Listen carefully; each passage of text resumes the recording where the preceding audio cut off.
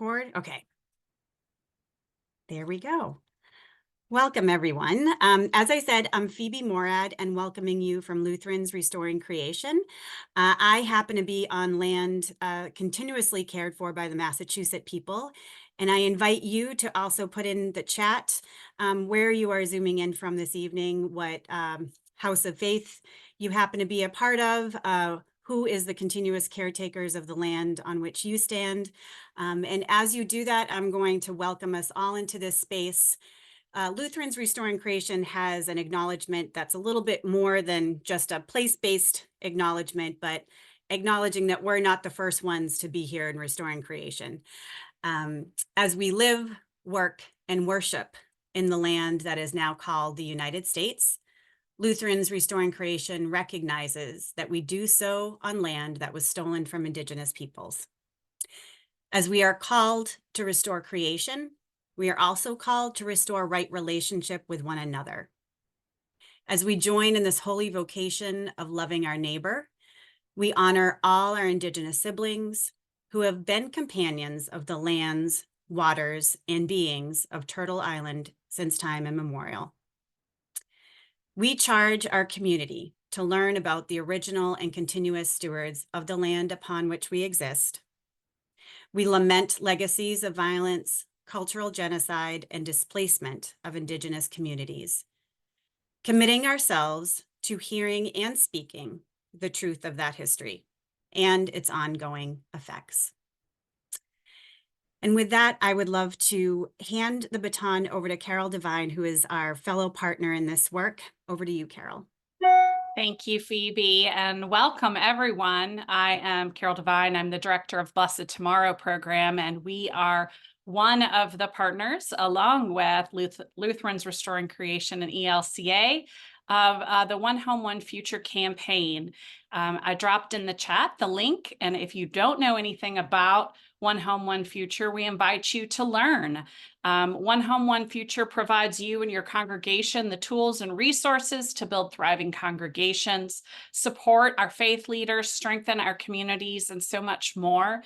As people of faith, we have the opportunity to come in community with each other from many people of many faiths to do this work and support each other and journey with us. So please check it out and reach out if you have any questions. I'm so thankful to be here this evening. And now I'm turning it over to Peter McClellan. Peter? Thanks, Carol. Hi, everybody. My name is Peter McClellan. I am the Program Director for Hunger Education with the ELCA's Building Resilient Communities team, and I want to welcome you all to this exciting event from the ELCA World Hunger Desk. My job is to build the capacity of our partners, from congregations to nonprofits to individuals, to end hunger at its roots through teaching and learning. And both me and my colleague Quentin here are going to discuss thinking about how we can sort of build this conversation into the future, and also to think about intersections of advocacy and climate, which are large portions of ELCA World Hunger's work. For 50 years, ELCA World Hunger has been approaching the anti-hunger ministry as a matter of sustainable and long-term development in communities. That starts by listening to the stories of those communities with whom we partner, and our ministry follows their lead, and our ministry also celebrates those communities' successes. So in short, our hunger ministry always focuses on at least two things. One, the intersecting forces of oppression that make poverty possible, and two, the role communities and local coalitions play in ending poverty. So this conversation, when Phoebe approached me about it, felt like a natural connection for our work. Climate injustice impacts food growth, production, supply chains, prices. Climate injustice also disproportionately impacts the poor, impeding health and growth and eliminating opportunities to live full lives. And so regenerating life makes clear that the solution to these problems always starts at the local. So for this reason, we will be following up with participants here to invite you to help ELCA World Hunger develop curriculum for congregations and communities to take learning from resources like Regenerating Life and begin fighting climate change from within their own communities in ways that are specific to local contexts. So I do hope you will join us in this process to begin exploring how the church can make global change through local power. And I'll pass it off to Quentin. Hello, everyone. I'm Quentin Bernhard, and I currently serve as an ELCA Hunger Advocacy Fellow, and I'm serving with the Lutheran Advocacy Ministry in Pennsylvania, LAMPA. And in this role, I'm part of our ELCA Witness and Society team, which engages in the advocacy work of what it means to be a publicly engaged church. And there are many ways that we work in ELCA Witness and Society, including through our Federal Advocacy Office in Washington, D.C., the Lutheran Office for World Community, or LOCI, at the United Nations in New York, our state public policy offices, or SPPOs, including LAMPA, and our Corporate Social Responsibility Program. And ELCA World Hunger's support and partnership helps make my fellowship possible, as well as fellowships for other young adults who are ELCA Hunger Advocacy Fellows. And as noted in the film and in the discussion, many of the public issues that we face intersect with each other. And while I'm a Hunger Advocacy Fellow in my role with LAMPA, I'm able to engage in coalition and advocacy on many issues, including care for creation, which is one of our major priorities with LAMPA. And we're working on engaging that, and we're planning for different advocacy activities, including our annual Lutheran Day at the Capitol this year, which is in Harrisburg on May 9th, our state capital. And some of you may be familiar with our DC-based team, or Christine Moffett, who works on our environment and energy portfolio, who's partnered on other events, I know, with Lutherans Restoring Creation. And a major priority of our work through that has been the Farm Bill. It was mentioned in the film, but it has impacts far beyond farming subsidies. It impacts our food system, rural and farming communities, and also our environment and our climate. And of course, our neighbors around the world are also impacted by these policies. As the film notes, everything is connected. And so I'm happy to share more and talk with anyone here about how they could get involved and take action on any of these issues. You can always reach out now that you've made a connection with me here. It takes all of Awesome. us. Especially if we missed any of those letters that you threw out there. I feel like you need like a long list of an index to figure out. I'm right like, when I you can start type working them this. in. No, it's okay. It's all right. We got the gist. We got the gist. I just feel bad for you having to remember what they all stand for. So right now, what I'd love to do is, our hope is that many of you have watched it, but I understand that you might not have. And just to remind you, I'm going to share 10 minutes, and these are clips to help us remember what we may have watched, or a teaser. It is not instead of watching the whole film, let me remind you. It's to also just remember all of the different voices. I'm just really appreciative. Thank you, John, for making sure you made space for so many different voices. They're not all captured here, but hopefully a good reminder. So this is to settle in and remember what you were watching or what you have to look forward to. And after that, we get to meet John and Gabrielle, who will have a conversation together.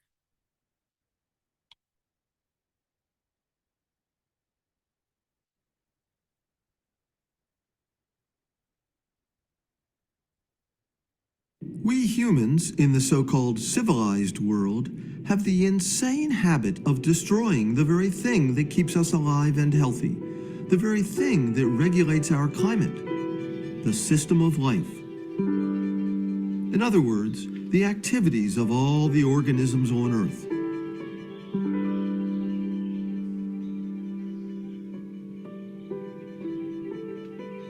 The good news is that there's a growing movement of people who are solving the climate crisis by regenerating life. They are actively working with nature to restore the forest, fields, wetlands, and oceans. I mean, it's possible to regenerate every ecosystem, in my view. To rebuild the soil. If you want to solve the problem of climate change, you don't need any technology. You just take care of the soil. To grow healthy food and to build healthy communities. It's not a garden, it's a community garden, and that word community garden is very, very important. It's in food we can bring justice, equality, and liberation for all. The climate of the planet is governed hydrologically. the vegetation of the planet are the tools, the instruments that help drive that. And of course, we humans then influence that vegetation. But the question is, how do we do it practically? And of course, the answer is very simple. You're standing on it.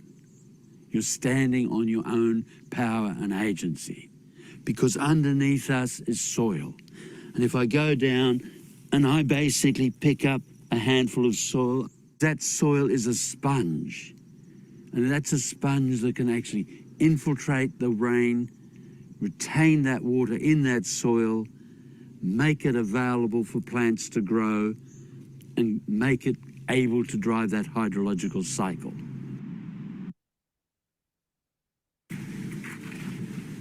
So we're going to see bigger storms as long as the oceans keep holding the heat. The problem is it's going to take a while. Believe it or not, there's an opportunity here. The opportunity is the oceans are warmer now. They're putting up more moisture. There's going to be huge storms. There's going to be more rain. Let's keep the rain on the continents as fresh water longer and use it to grow things. And then maybe we'll have a chance.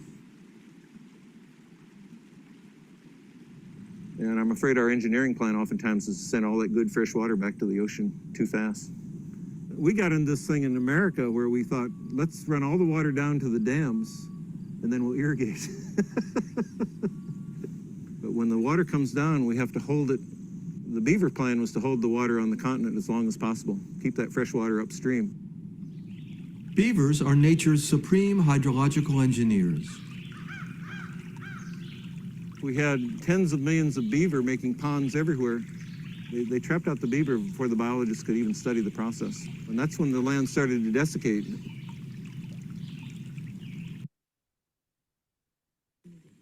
These farmers are solving the climate crisis and feeding their community using the natural processes of dung, urine, and soil.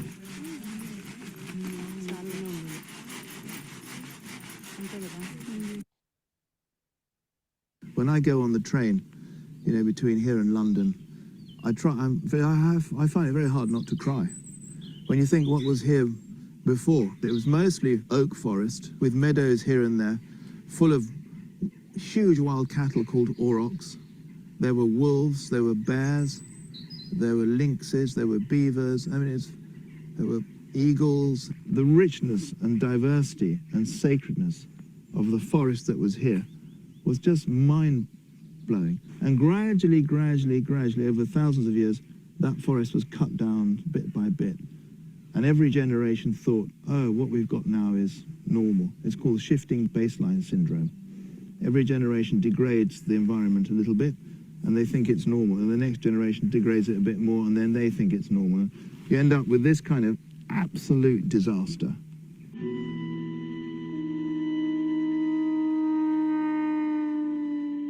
And of course, we've exported this way of dealing with nature to the rest of the world, not just the British, but all the Northern Europeans who colonized different parts of the world have exported that sort of nature-hating mentality to the rest of the planet.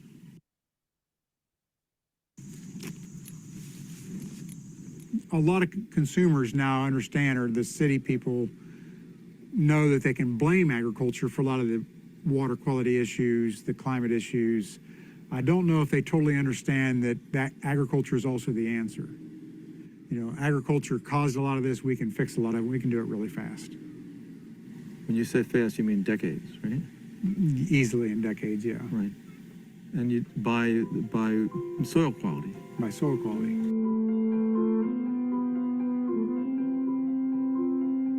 But the profit monster isn't concerned with soil quality. 1965, India had a drought. India did not have starvation, it did not have a famine. Food prices went up. And to regulate the price of grain, our Prime Minister of that time, Lal Bahadur Shastri, asked the United States to send wheat. And the US said, no, we won't give you wheat, you've got to change your agriculture. Take chemicals, take the new seeds. And the Green Revolution was introduced. The Green Revolution is a bloodless battle.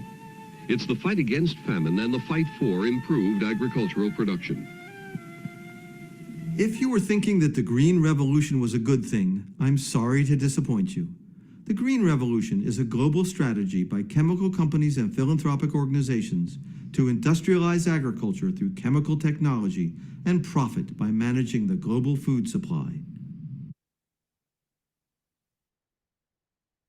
We've not put insecticide on our livestock for 8 or 9 years now, and we don't have fly problems. So who gets the flies? Chickens are part of our tools. Now that we're not putting insecticides, so the flies aren't sick, the cowbirds show up and eat the flies, which before they wouldn't. Dung beetles, now that we don't put insecticide through the cow so that the dung is infected, and we now have dung beetles that help take care of the larvae. If you give Mother Nature a chance, she'll help you.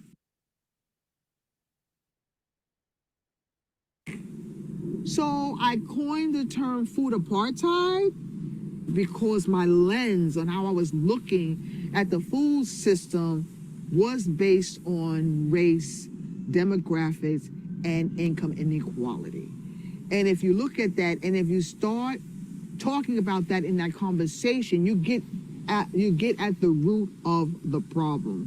Where we all know is not rocket science, is that the subsidized cheap food goes into low-income neighborhoods, both urban and rural, and the healthy, fresh, designer, organic food is mostly in white, wealthy neighborhoods. And then the bigger question that needs to be asked, the biggest question that needs to be asked in this food system is we live in the greatest country in the world where we grow enough food and we waste enough food, but we have hunger and poverty. Why? Because people profit from people who are poor and people who are sick.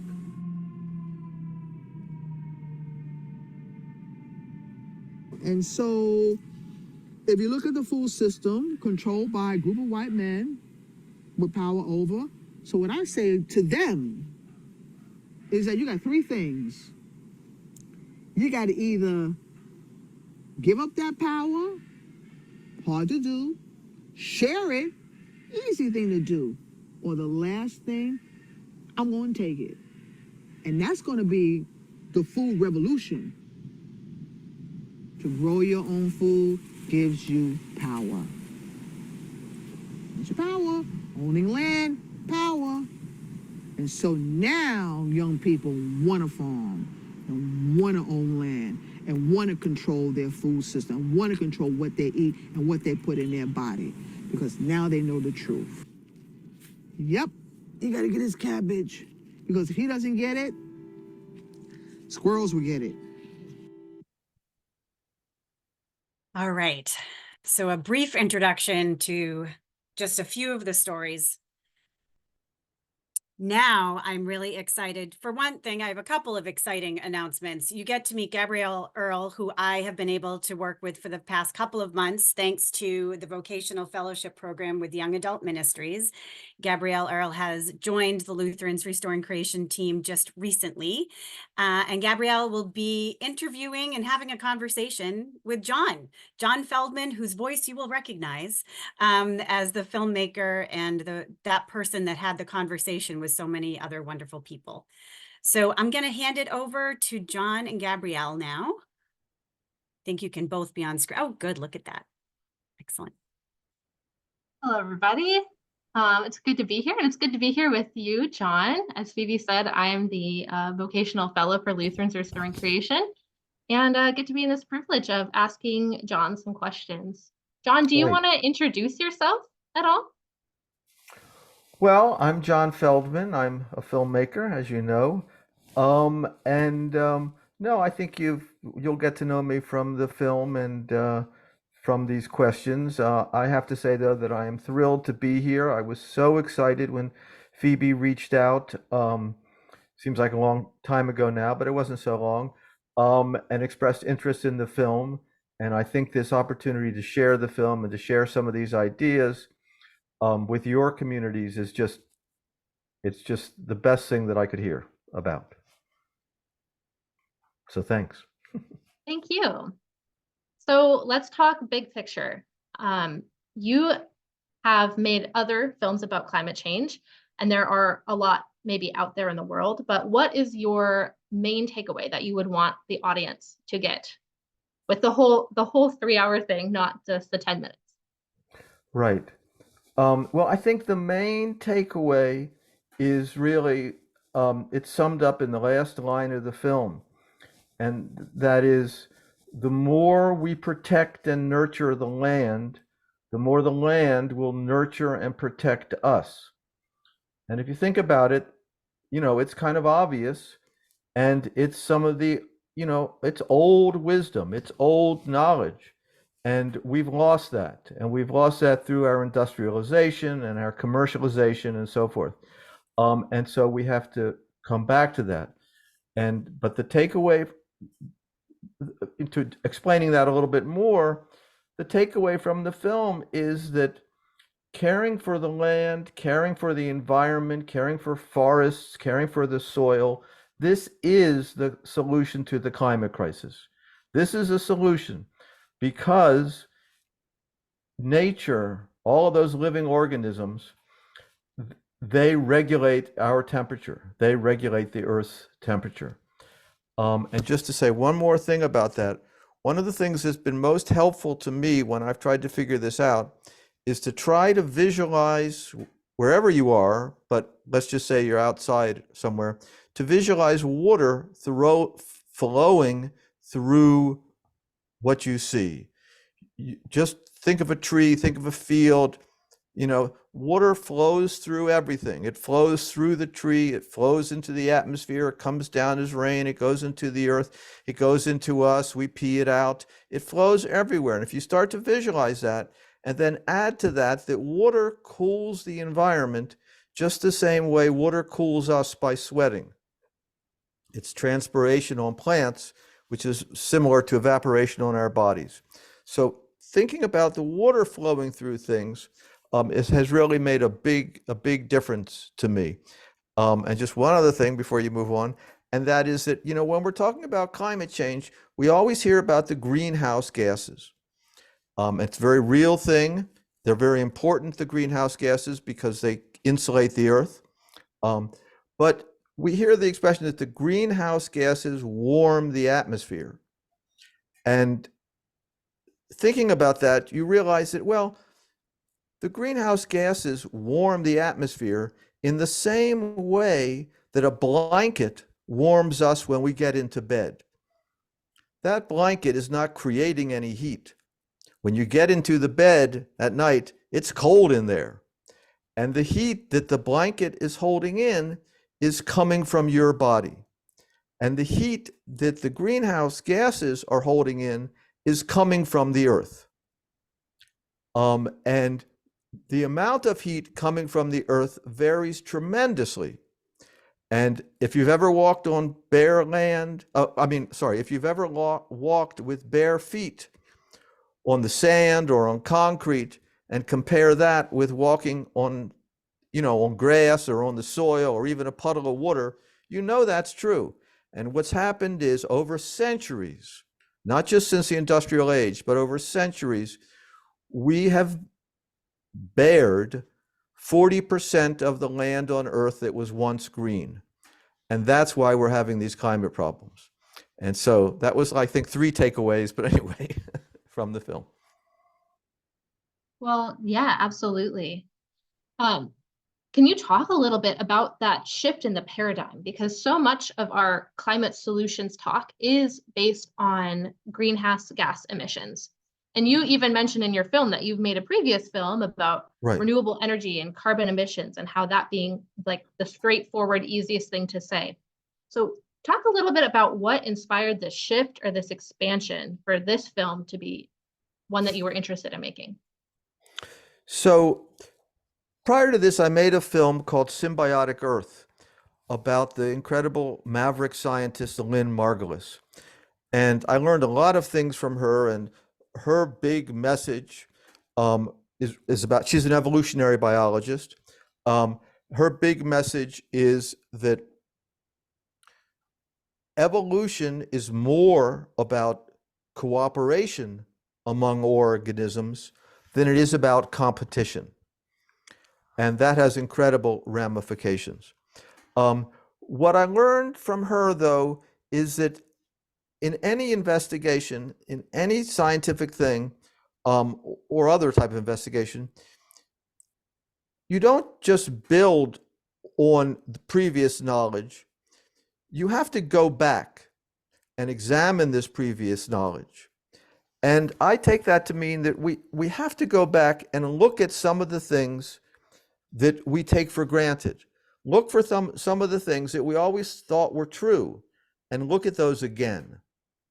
And so I had made a film, as you mentioned, on renewable energy, and it was during the energy crisis in the 70s and 80s, but it was about how renewable energy was going to fix our climate as well as our energy problem. And as I looked at that and talked to people, I realized that the whole idea of that the greenhouse gas carbon dioxide, which is just one of the many gases, that whole idea has taken over the entire climate change conversation. It's all people think about. And you really can't get beyond that. So I decided to do a film that looked beyond that. And what I discovered was that there were lots of people who were way ahead of me who were already looking at all of this stuff. And they're the people that I interviewed in the film, and who I learned from. When you see the film, you'll see that I tell this film and other films as my learning process, because what I like doing is learning things. And so the filmmaking process, the documentary process, allows you to learn stuff all the time. And it's dangerous too, because I can go into an interview and really learn stuff that I didn't expect to learn. But it's fun. And so that process is what led me to re-examine everything and to put together this great big picture about climate change. Yeah, I think that's amazing how we can look back and forge new paths forward. And I think you're exactly right with the whole climate change conversation being very much focused on carbon dioxide and greenhouse gas emissions. Right. Which, is important, but as you said, it's not the only thing out there. Right. So right. one of the reasons that might be the one that we focus on is that it's nice to have a straightforward, simple solution that we can have. Sometimes in the social science of talking about climate change, people encourage us to take 1 or 2 action items to send our audience out with. But your film ends with the advice to rethink everything. And the solutions you're proposing are wrapped up in imperialism and agricultural subsidies and all these systematic systems of oppression. So in the face of that complicated tangle, if you could compel your audience, either broadly or in this Zoom meeting with us tonight, to take an action, what would it be? Okay, let me just backtrack for a second, because back to where you started, the one of the things about the carbon dioxide solution is that it's become a political solution, divorced from the reality out there. And it's tricky to separate those things. And I think that's an important to remember. I mean, it is a problem, but as a solution, it's become a political tool that people can talk about and agree with and not disagree, agree with and everything, like a political point. So I think that's important. So what is the one thing? I think, again, I'll mention more than one thing.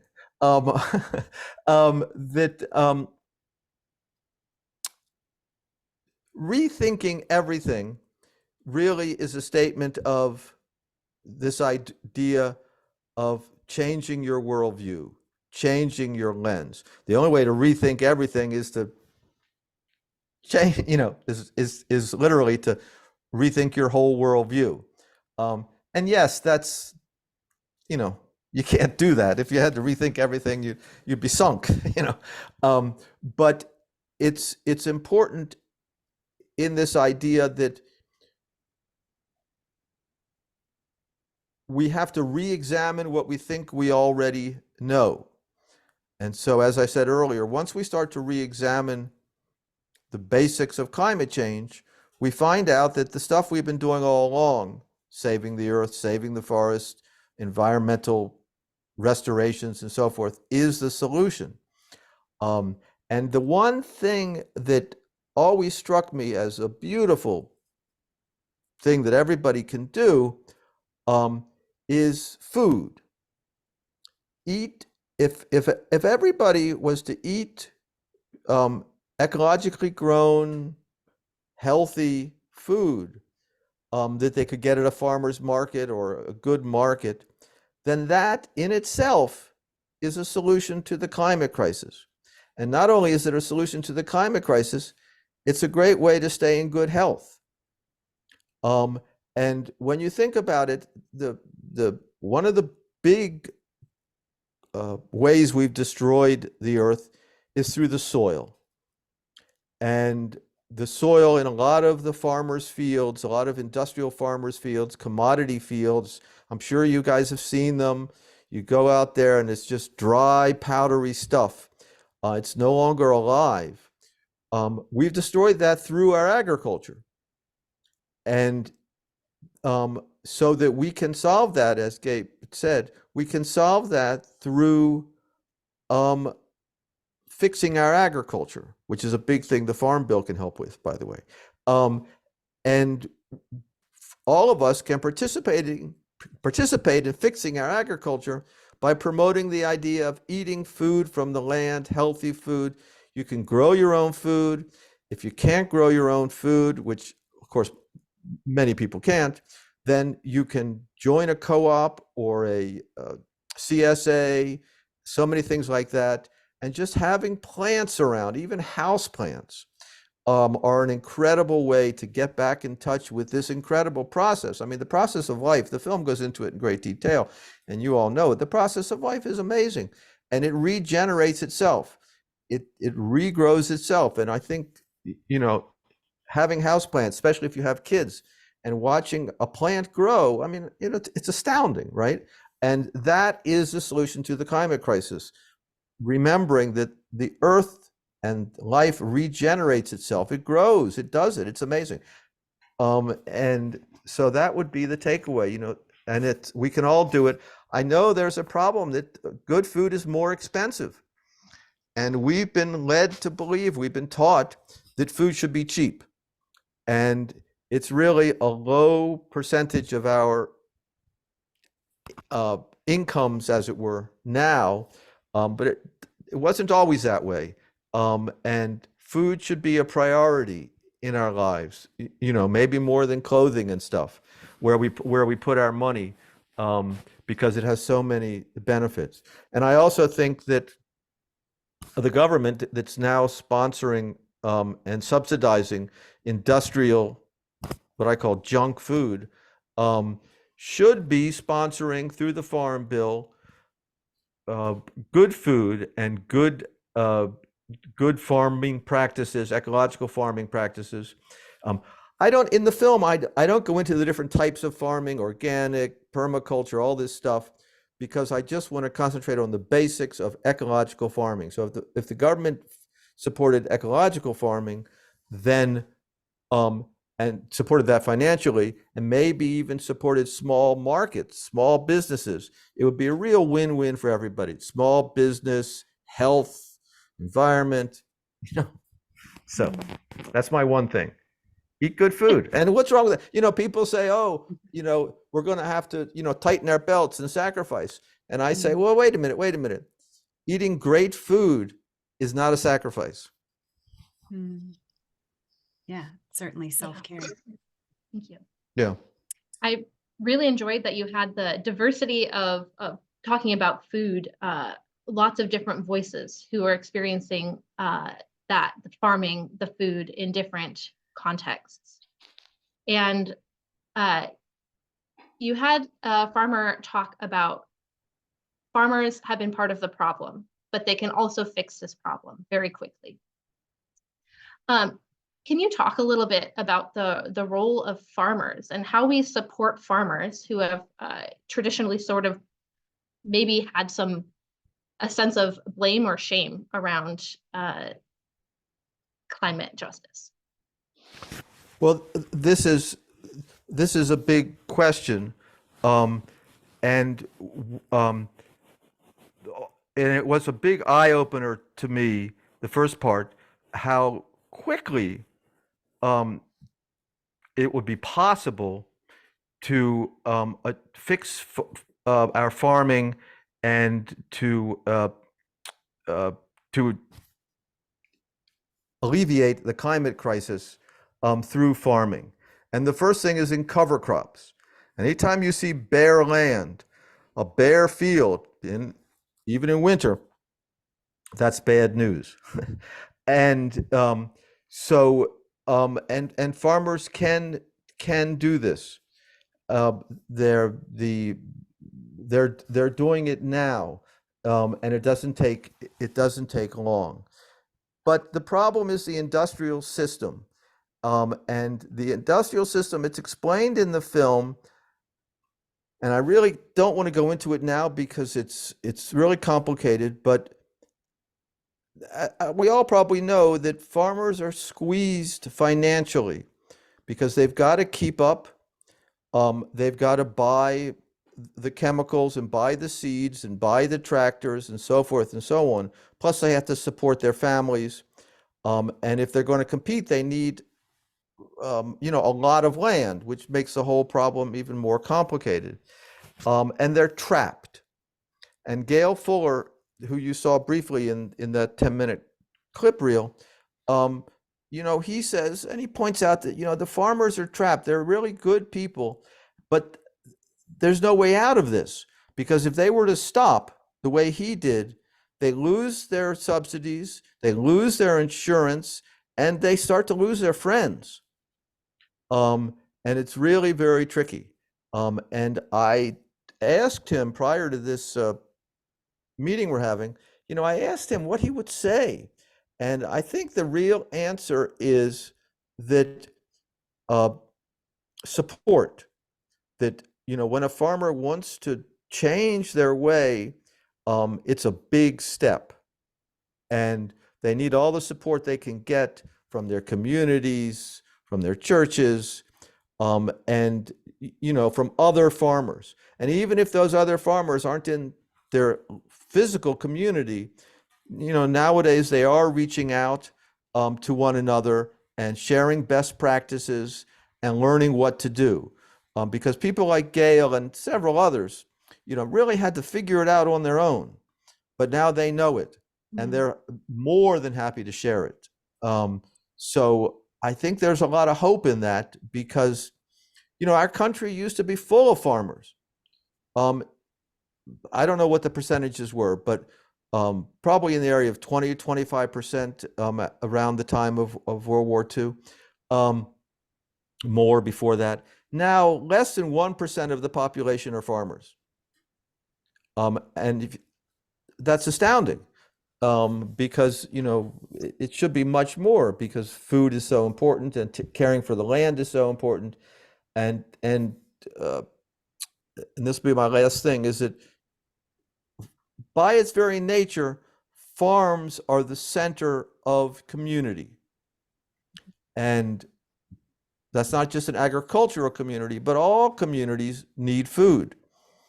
And so farms around New York City go in, every day, and sell their stuff at farmers markets within New York City. I once tried to figure out how many farms it would take to feed New York City, and I lost count, but it is a way forward. So If I could just interject here for a moment too, because I see that Tracy has a really interesting question in the chat, wondering how many people right now on this call either are farmers or know farmers personally, because I think that's part of what we're called to do here. One of the exciting reasons having a partnership with World Hunger and with our Anyone in Advocacy is that we can not just think about what we can do in our own backyards, but the broader population talking about how to care for one another, especially those farmers. And I love how Gail had reacted to the idea of how to help farmers make this transition. He mentioned we have to heal the farmer before we can heal the farm. And of course, that is work that people of faith should be a part of. And so I am hopeful that we will continue this conversation with one another in our World Hunger conversation circles, leadership circles. And I wonder too, if you've seen that happen. I know that you were filming in that wonderful scene where all the farmers are communicating.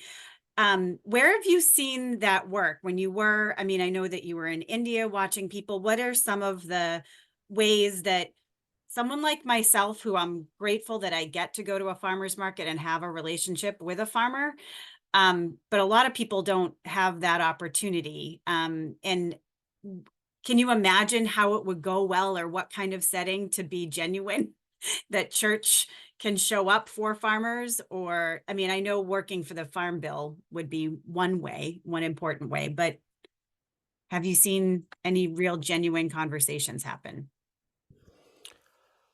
Well, not of the type that you're talking about.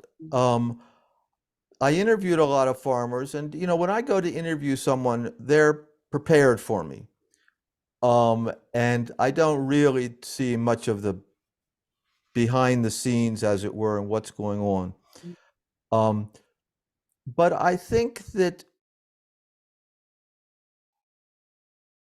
in the US, I think in particular, churches have always been a center of community, and they're very important to lots of farmers. And I know that when a person wants to change course as a farmer or anything, but as that community would out of instinct reject them. And because they're going against the grain, they're going against what everybody did. And it's really tricky. So communities, I think in this case, have to take a special extra effort to be open to changes and open to new ideas. One of the cool things that I talked to Gail about, because the other cool thing is, of course, I interview someone for 2 hours and I only used, 5 minutes. So there's lots of interesting things. But one of the things we talked about was that, so he's been a farmer for many generations. And it was hard to break away from what his father had done and what he'd been taught in terms of industrial agriculture. But he said that, I had to go back just to my grandfather and my great-grandfather, who he didn't know, but he knew that they would approve of what he was doing. He knew that his great-grandfather could put his hands down and look at a piece of soil and tell you exactly what was going on right then and there. And so that gets back to the idea that, this is very old knowledge, and that we don't have to reject what our parents or friends did or are doing. We just have to pass over them and go back a couple generations to our family and to our friends then. So it was a nice way to stay connected with family, but to still make a big change, huge change, emotional change. It's a very emotional thing, not just economic. Right. If may ask a little bit of an economic sorry, Gabrielle, did you already have one in mind? Just overall, because I'm hearing a little bit too about how people are wondering about how were you supported in making this film? And it's interesting because somebody at my church mentioned, gee, wouldn't this be great to show on PBS? And then it did occur to me that, you know, there are certain big funders of PBS and those sorts of things that, you know, you don't necessarily shed a great light on. So I'm curious as to how have you found being a filmmaker? I mean, you answer the question too, and you're constantly digging deeper. Like, you know that you're always digging deeper. That's you don't have one answer, you're going to dig deeper, and that's what we're asked to do in our own communities, is dig deeper. How have you been finding that's going, though, as far as trying to make a film, trying to fund a film and get it out there? And I guess, what have you learned along the way when there are those of us in churches that also have to figure out, do we trust, you know, large organizations like USAID, or do we trust, you know, the idea of colonizing philanthropy is one that we do have to wrestle with, because, you know, as a big institution of a church, you do get sucked into whatever is easiest to help people. And sometimes that's not the best way. So I know I asked like 5 questions in there. Right, right. But So, that topic. this film was funded through foundations, and one of them was quite big, and the other isn't, but it's through through small and one big foundations, and through individual donations, through crowdsourcing and crowdfunding. And it's, you know, the only way to get funding for this type of a documentary is by raising the money through individuals and through small foundations and grants and so forth. That being said, you know, I don't know that PBS would reject this film out of hand because of some of the content. PBS requires, if I wanted this film on PBS, it's a process, but I would have to bring sponsors to it. I would have to bring a big chunk of money to it. It used to be that PBS, you know, supported filmmakers and supported independent films. Now they support them, but the filmmaker's got to come with his own funds to even get it on PBS. But getting back to your other question about philanthropy, so the funding for this film was philanthropy, right? And small or large, it doesn't matter. I have found that in these organizations, in the big organizations, the people aren't the organization.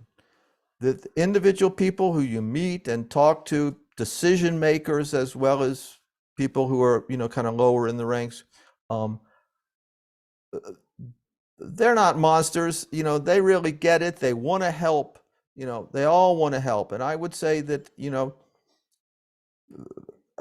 for the most part, it all works in that respect, because the individuals who are running it sometimes, and in the case of these huge foundations, it can get out of hand, and the system itself can get out of hand. And I think that's totally what's happened with the Gates Foundation, and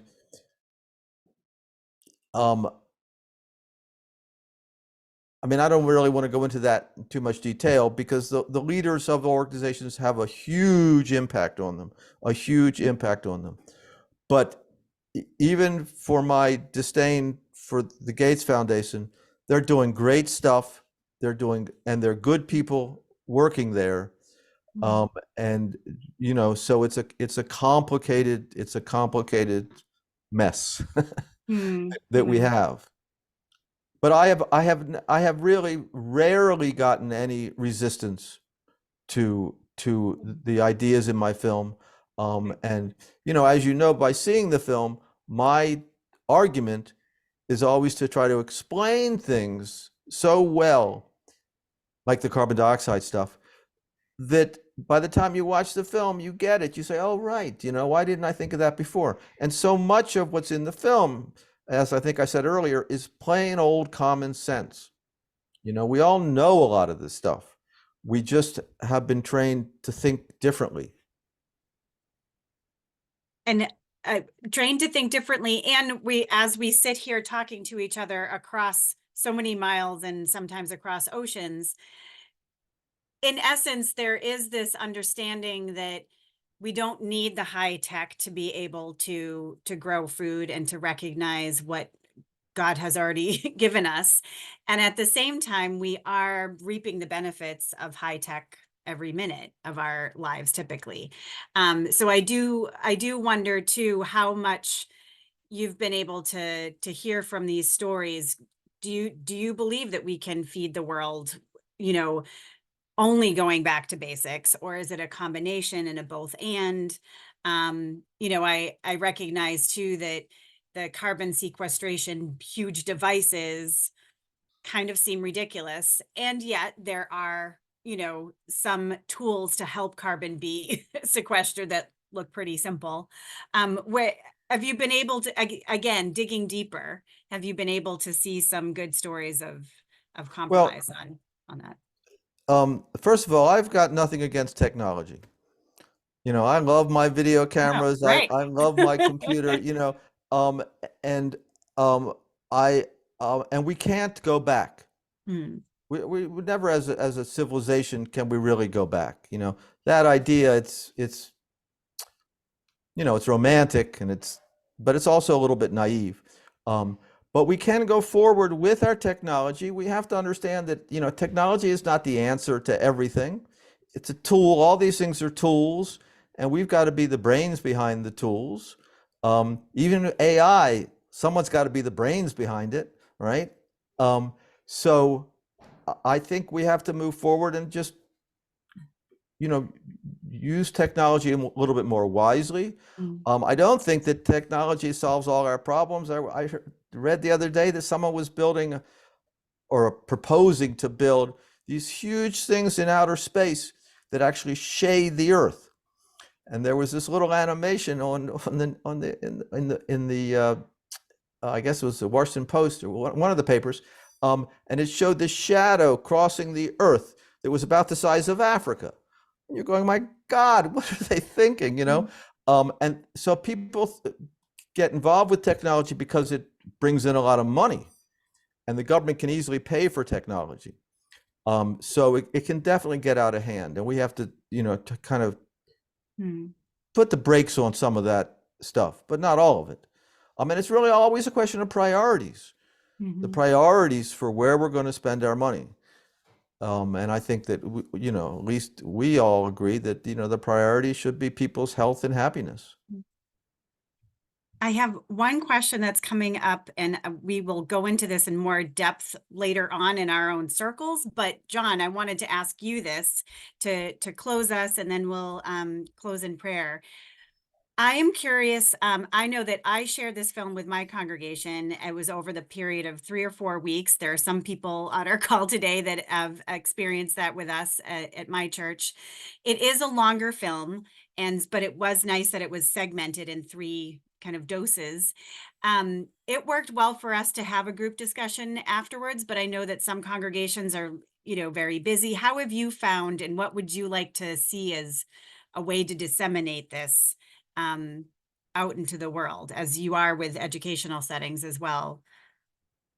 What would you suggest for how to share? Well, I think that, first of all, it's available to everybody. And you can tell me what you think of this. I have been thinking of maybe promoting it more as a 3-part limited series than one long documentary.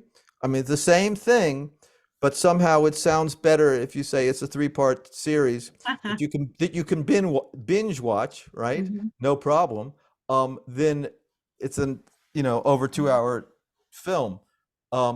but it is available. You can rent it from Bullfrog. I'm sure you'll share the link with them. Yeah. Our plan was to do exactly what you're doing, is to encourage people to watch it and talk about it. And it is a film that you might want to watch again. We are working on a study guide and a list of references for the film. We've had people watch it all in one go, which is quite nice because it has a very emotional resonance at the end. I mean, we've had people at the end crying, which surprised me. But so it's nice. It is long. We've had people watch it, like every Tuesday for 3 Tuesdays, 3 weeks. And that probably works. And I have also said to people, you don't have to watch the whole thing. Watch part of it. And so forth. I always think that, if they watch part of it, then they'll want to watch the rest. But it's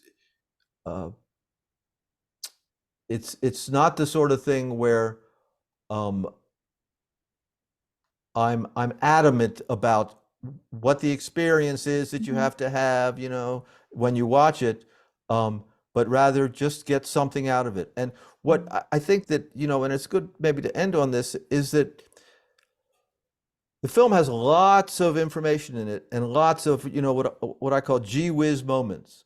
Things you realize and you say, oh my God, and that was my learning experience. And so I try to transmit that along the way. It only takes one of those things for you to realize a new way of thinking. And once you get it the first time, right, then the other parts fall into place.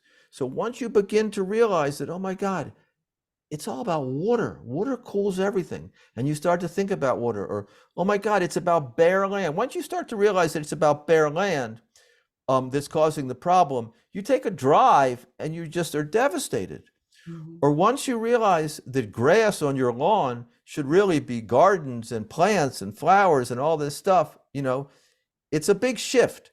And you kind of only have to get that shift once, and then everything else starts to shift.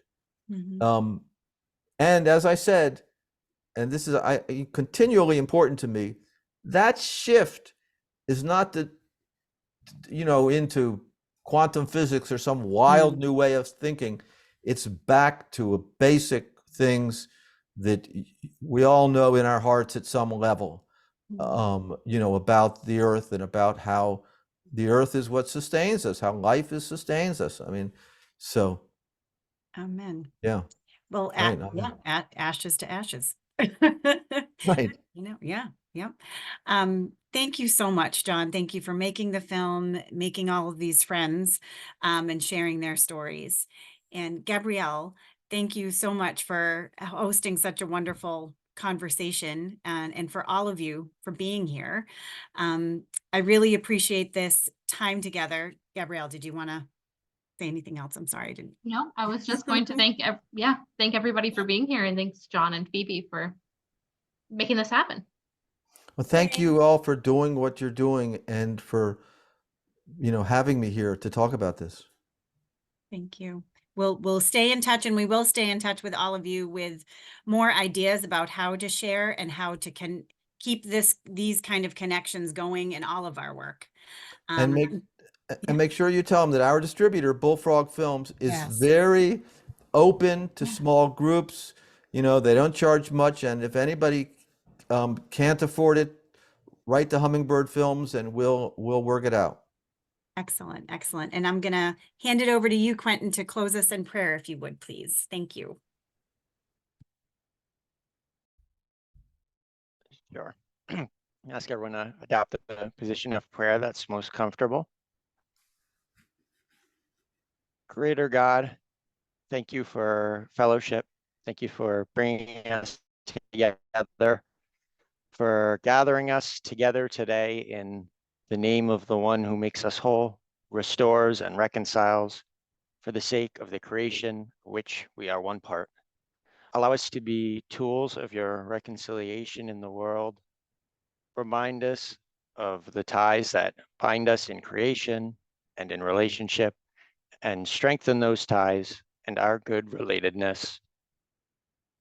We confess that we often turn from one another, from the world that sustains us, from justice, and enables systems of destruction and division and oppression. We ask for your healing and your guidance. Feed us, O Lord, in your goodness and in our hungering for a world where all are fed and where we no longer are separated from the rest of creation, but united with it and with one another in peace and justice. Fill us with hope of a world where you let justice flow like a river and righteousness flow like an unfailing stream. With love and with hope we pray. In Jesus' name, amen. Amen. Amen. Thank you all.